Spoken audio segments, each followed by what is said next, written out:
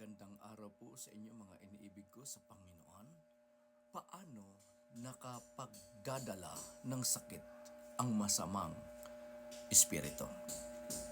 Ang masamang espiritu ay tahasang nagdadala ng sakit sa pamamagitan ng pagsakit ng iba't ibang bahagi ng katawan na hindi matagpuan kung saan nagmumula.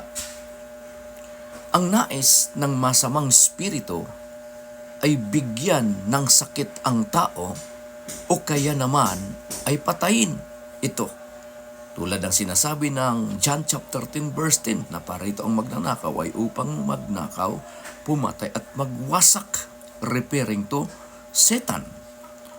At gayon din, ang anak ng isang babaeng hintil ay may lagnat at natagpo ang inaalihan ng masamang espiritu. Mababasa sa Matthew chapter 15 verse 21 to 22.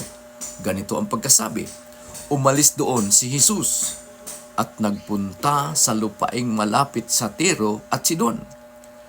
Isang Kananiya na nakatira doon ang lumapit sa kanya at sumisigaw, Panginoon, anak ni David, maawa po kayo sa akin.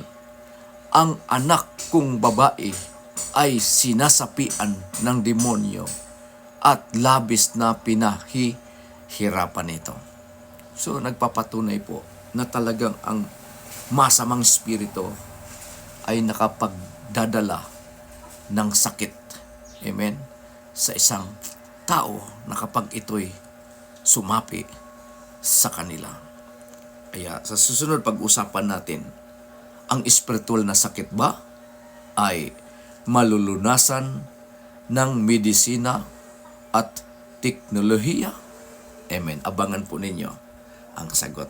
Shalom po. Sa mga nais na magpa-pray, pwede pong video call, libre lang po ang kagalingan, ang milagro.